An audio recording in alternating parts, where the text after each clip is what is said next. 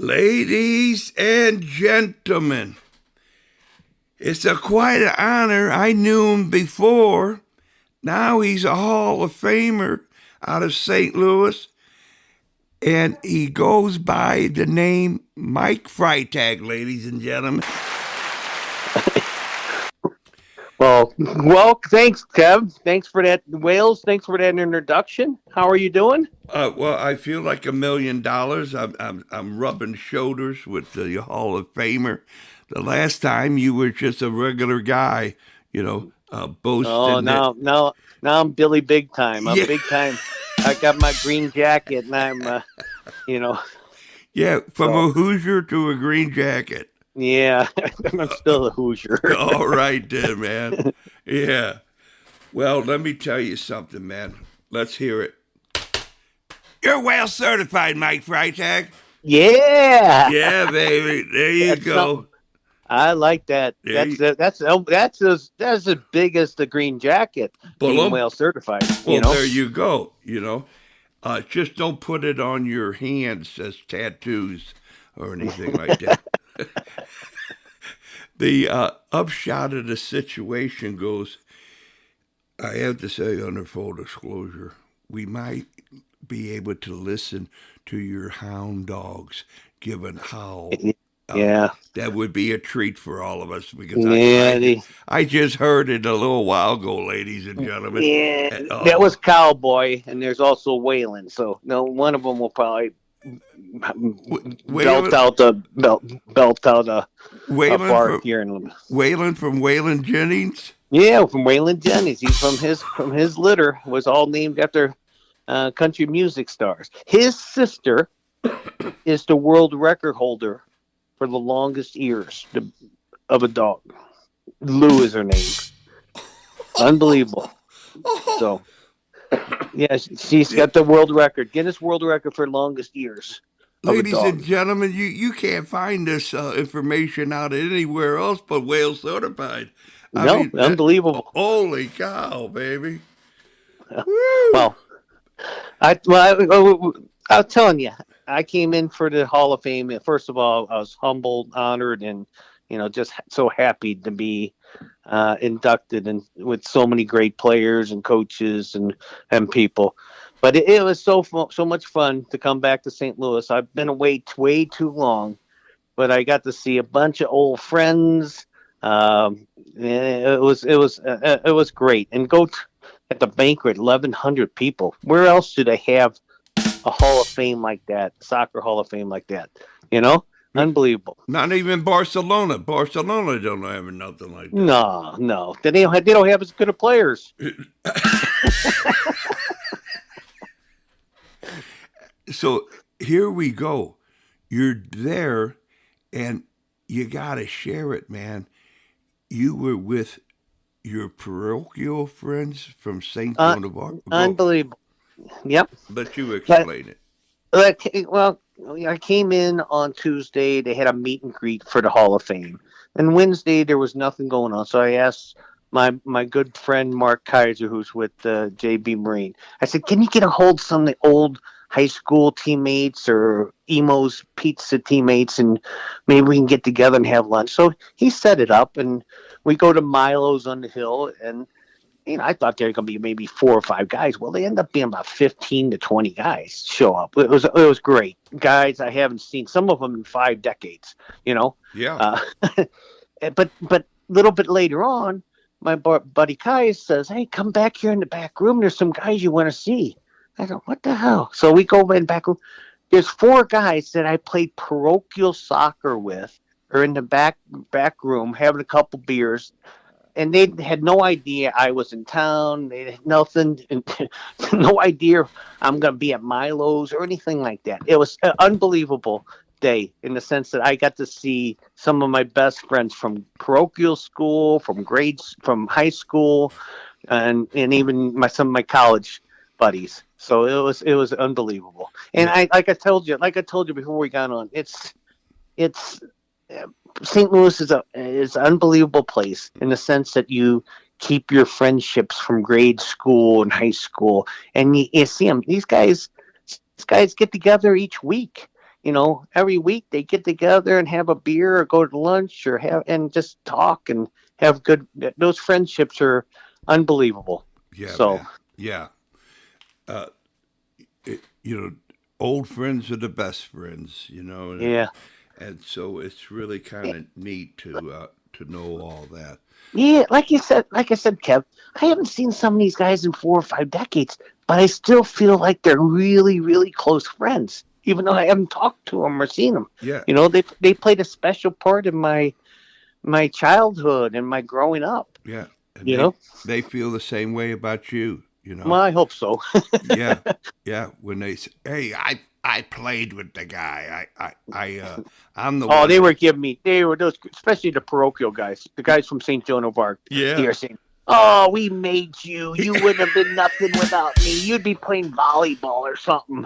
You know, they were Wow. funny as hell. Wow.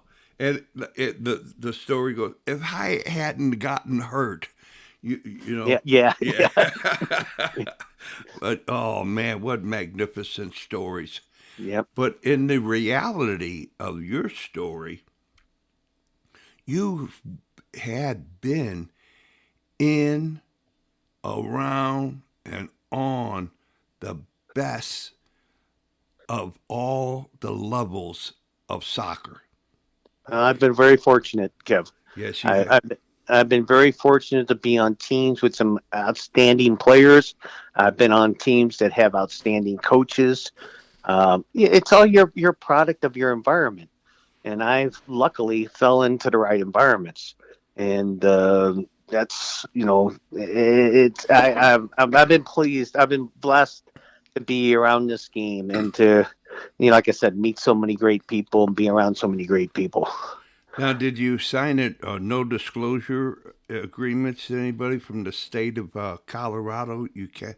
It seemed as if you ran the youth program there. Well, I put in what I forget how many years I put in here. 21 years I put All right.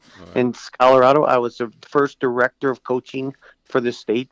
Like when I was became the first director of coaching for the state, it was there was only two other directors of coaching in the country. It was a new position. It was Tom Fleck down in Florida and a guy named Carl DeWazian up in Holy North cow, Colorado. Dr. Yeah, Carl. yeah, Yeah, down Northern Coach Colorado. Carl. Yeah. Yeah, I called both those guys up and said, "Hey, what the hell's this position all about?" And they said, "Well, we don't know.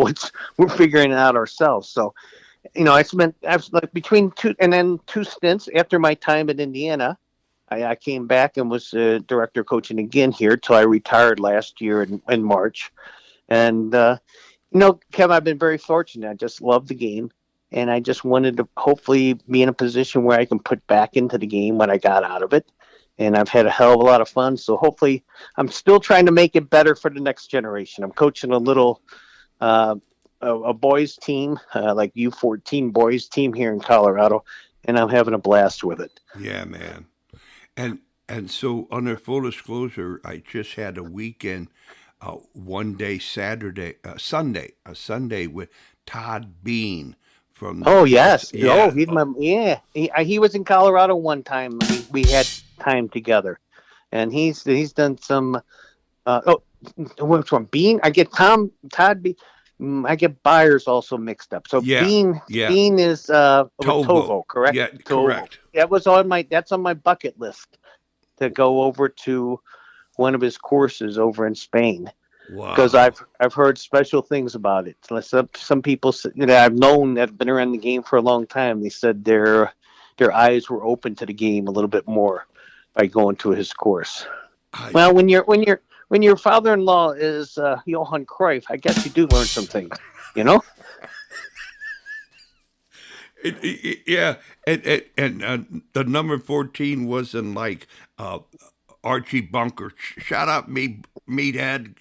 Forget. he taught him the real stuff, man. Yeah. And and he's at Barcelona right now, and he is saying that Barcelona first team, Barcelona eighth grade, uh, eighth graders, 8-year-old Uh, players. yeah. they play the same type of system, Yep. the drills, and they just don't do it as good as the first team. But Kevin, first of all, I have to correct you. all right, they're We don't good. we don't do drills. The Army does drills. Left, Nice. left, They left, they right, left. We do activities. And it, there's the difference is you can tell that I've been a coach educator here now for all these years. I love it, Uh, baby. Educate me. activities have thought process. Drills don't have any thought process. You just go through the motions. So Exactly.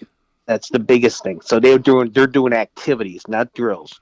All right. Yeah. I'll correct you. I correct you on I'm that. glad. You there you go. Hey, Coach Carl gave me a little schooling a month or two ago, so I'm okay with it. And Todd Bean talked about the child development. Mm-hmm. Is that we're supposed to know, and what are we all just asking? Be obedient to my skill level, my level of methodology, instead Mm-hmm. of saying, what do you want to do? How you want to do this? Why are you doing what you're doing? And all that little ways of doing, like you said, correct the terminology, and everything changes. Yeah. The game's the same. The game's same from when Harry Keogh and Val Palazzaro played back in the day. The game's the same game. It's just how you approach it. There's different ways of playing the game, but it's all based on the principles of the game. All right, we got to teach our kids the principles of the game, and let them also have the creativity to apply the principles. You know, that's the way I look at it. First of all, it's got to be fun. If it ain't fun, I talk to my coaches. So I watch some of these coaches, and I don't know why the heck they're coaching. They're yelling and screaming, their blood pressure's going up, and there's no reason for that unless I'm coaching the World Cup final. But just let the kids have fun, and make it an environment they enjoy being in, but also teaching them how to play the game. I've had coaches. Some of my coaches, I don't remember anything they taught me. Really, quite honestly, I don't remember a specific uh, something they taught me, but they taught me to fall in love with the game, and let the game teach me to a certain point. And they just help direct me through it all. So that's what I try to do with this kids team I'm coaching right now. I'm trying to make it fun for them, and quite honestly, the biggest reward in soccer, I've got a ring on my finger right now from a national championship. That's great, but I get as much fun and enjoyment of watching these kids grow. I've seen kids in the last year, from when I took over the team last year till now. I've seen big improvement for their understanding of the game, and that makes me really happy. That's what it's all about. Nice. And I'm telling you, man, there's nothing like sitting down at a table with soccer people, and the glasses and the salt shakers move with the sugars, and putting out the X's and O's and talking about the game. Oh, and it's amazing. I just sat down with somebody. I can't remember who. I did a lot of head balls back in the day, if you remember, Kevin. So I have a hard time remembering. Fantastic, But fantastic. I just was with somebody. Oh, an old player of mine was in town from Seattle, and we had just met at a Starbucks and sat down for about an hour. And it was great. We just talked the game, and we need more of that. Just talking. We need to. I have to laugh at some of these young coaches. They all think they know it all already. Guess what? I've been doing this 40 something years, and I still wake up some days thinking I'm the dumbest SOB around. Yeah. And other days I wake up, I think I know what I'm doing. But you gotta go. You go back to these old timers and you talk to them and find out what about. The game was same, like I said, back then as it is now, and you can learn from them. You know, and that's when if I want to give any direction to young coaches, is just be humble and keep on growing and learning.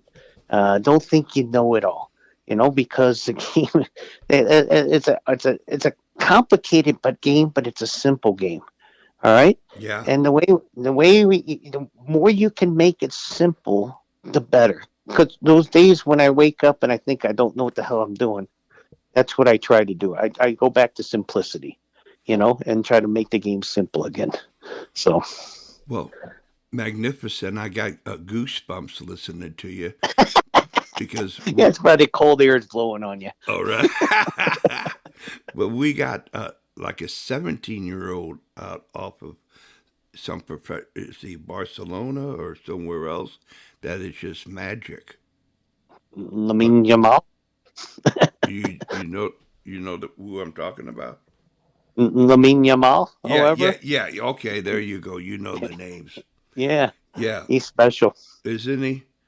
Yep. And we have Jeff DiMaria's daughter. Oh, He I, married I a met her. I met her at the banquet. wow. Uh, Yes. I did. I heard the name Di Maria. I thought, oh, that name sounds familiar. And Yeah. then I found out it was her dad was the player that played at St. Louis University. Right. Exactly. Yeah. And her grandfather was a big time goalkeeper.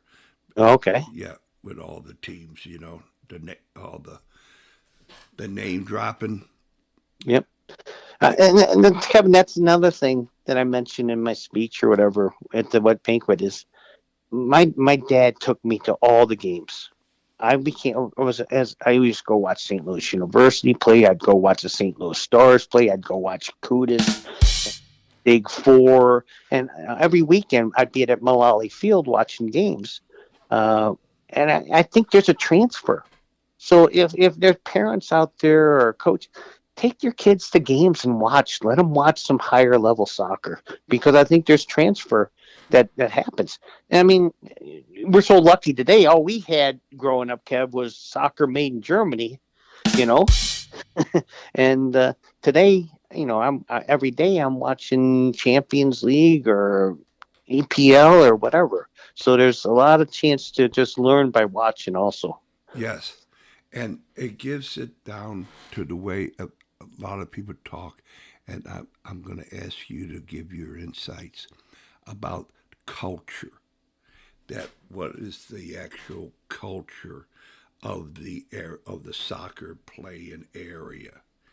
And Well, yes. Go ahead. Go ahead. as far as the statistic, uh, it has there has never been a coach who's won a World Cup without being from that country. Well, yeah, I've been seeing a lot of stuff talk about that here recently. Okay. You know. Yeah. And I was and about the culture, I mean, holy moly, brother. I don't know if the Rocky Mountain air is like a kind of okay with the same way of the smelly Mississippi or something. Well, here's something that's interesting. Look at the women's national team right now. Out of the starting team, there's 3 Colorado girls that are starters for the women's national team.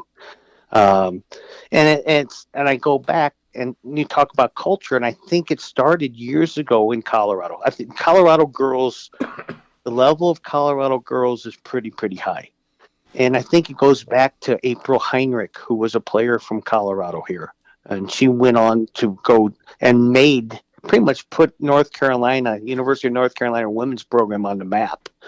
And I think she set a standard way back then that kind of raised the bar for women's soccer in Colorado.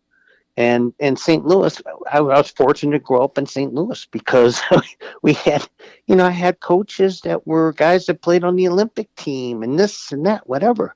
And the culture is there. I tell you, there's no place in the country that you see more soccer balls hanging from the rearview mirror than in St. Louis. And it's because you grew up with the game. It's there from the beginning. You mentioned Todd Bean. I thought you were maybe talking about Tom Byers. I don't know if you know. Made it. Soccer Yeah, starts at home. yeah, and he's true, and then he talks about it that we're 4 or 5 years behind other countries where the culture, soccer is the main thing, you know. And I think St. Louis has a jump on some other cities because all the people in St. Louis played CYC ball or whatever. And so maybe we have a jump on people because we get our kids playing earlier, or touching the ball earlier. So it's St. Louis is special. St. Louis is a special soccer town, and I'm so fortunate to have grown up and played there, and just I'm in awe of the people that have been around the game in St. Louis. Well, that's magnificent to hear about that Colorado connection. Yeah. No, I'm fortunate. I'm hoping that I'm almost like a missionary that I'm hoping to spread the game, throughout, hopefully maybe the Rocky Mountain area, when I'm being out here for all these years. Hopefully I've helped the game grow a little bit. I don't know if I if I did, but hopefully I know I put in the effort to try to make it happen. Nice. Nice. I got goosebumps, baby. Way to go. And we have I'm a friend of an 85er with the women's they played the first international match. Right. And her name is Ruth Harker, and goalkeeper. And she was on that great team from UMSL that beat Anson down there in North Carolina. Really? Really? I mean, yeah. Yeah. Anson, like I said, he was the coach of both the boys and the girls in North Carolina back in the day. Wow. And like I said, this April Heiner came in, and all of a sudden he said, "Hey, I'm just going with the girls." And then look what he did there. Wow. Wow. What a program. Okay, so there you go. Now, I keep unfiltered, no editing. So how about this? Next season is 2026. You're supposed to have the lineup ready to go. We'll see. I think there's going to be. I don't know. It's hard. Being a national team coach is a lot different than being, a club coach where you're with the players day in, day out, and you know them. All of a sudden, you just, you got to pick players. You got to find them. You got to see them in their environment, overseas, wherever, and finding them and coming together and playing together. There isn't that much time. So it's difficult. Portocino has a tough job in front of him. I do believe we have the pieces of the puzzle. I would love to think that, because I think we got players playing at a higher level than ever before. But that's the fun of coaching to me, is putting the pieces of the puzzle together and finding the right pieces. Because you can have a bunch of pieces that look great, but they don't fit together. And to me, that's the fun of coaching, is finding the right, because sometimes you may take a player that a lot of people think is less talented, but he brings something to the game that's the right piece to fit into that puzzle. And that's to me, that's the key to coaching, is being able to look at players, figure out their qualities, what's good and what's bad, and then putting together the pieces together that make the best picture for the United States of America. All right? Make the best puzzle for the United States of America, all those pieces. And that's a tough task. Well, I'm so happy you laid it out for us, Fry. It's really something. You gave us food for thought, man, with a dessert. So here it is, a custom at Wales Certified to say, Michael Joseph Patrick. There's your bark. There's your bark. And your dog's a whale certified. It's the first four-legged whale certified. Oh my God, Cowboy, you are whale certified, buddy. Yeah, man. We may have to put that on your dog tag.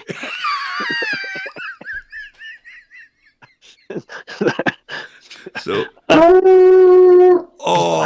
the symphony.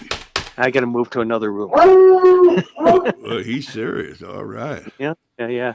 So the ticket goes whatever you want to say, Fry, to who you ever want to say it to for as long as you want to say it for. This is your time. Well, first of all, I want to go back and thank all the people in St. Louis that that paved the way for me to fall in love with this game. Everybody from Art Bowles, who was a policeman, who coached me at St. Joan of Arc, whose son Denny is in the Hall of Fame also, to Terry Mickler. I go from here. Listen to this. I go from Art Bowles, who did a great job. Then I have Fred Emos. Then I have Terry Mickler at CBC. Then I go to Indiana University and have Jerry Yeagley, who's the all-time winningest coach in Division One history. And then I got to work with Roy Reese with the youth national team under 17 as assistant coach. So I've been fortunate. You have a great environment there in St. Louis. But everybody, here's one thing I did say over the years, was for a while there, I thought St. Louis, we sat on our laurels. All right. We were, everybody, St. Louis University winning every year. And for a while there, I think we all thought, oh, St. Louis, just because you're in St. Louis, you're going to be a great soccer player. No, it takes work. It takes commitment. It takes dedication. Put back in the game what you got out of it. Because for a while there, we used to say Soccer City, USA. And I think it was true at one point in time, but I think a lot of people in some ways caught up to us or even maybe passed us. Look at Kansas City, what they've done. So we used to say we were Soccer City, USA. I don't even know if we could say we're Soccer City in Missouri because Kansas City's done a great job, of doing things. So you just got to keep on putting back into the game and making it better for the next generation. That's the key. And I fell in love with the game. I thank St. Louis for giving me that environment to fall in love with it. And if you're a coach, just go out and keep on learning. You're going to make mistakes, learn from them, and pass them, try to make it better for your players. And for parents, this is key. Go out and just enjoy your kids. Watch them play. Don't get into this crazy worrying about winning and so forth. My dad one day, when we were driving past Tilly's Park in South St. Louis, when I was an adult, we were driving past the park and kids were playing. He says, "Those were the best days of my life." I said, "What the heck are you talking about?" He says, "We're watching you play. Were the best days of my life." So what I suggest to parents is just go and watch your kid play. Soak it in. They're going to make mistakes. That's okay. Just enjoy and watch them grow as a person and as a soccer player. So that's what I want to say, Kev. Well, you said it beautifully, man. I mean, you are pure St. Louis, and that's what we were taught from north, south, wherever you were from. Is From the South. Yeah, From yeah, the South. yeah. You Yeah. you met you've learned your lessons well, Fry. No, well done, man. Well done. Well, I appreciate what you're doing with the podcast and with soccer in St. Louis. Keep it up. And I always enjoy listening to your podcasts. All right. Well, When I hear ladies and gentlemen, I'm ready.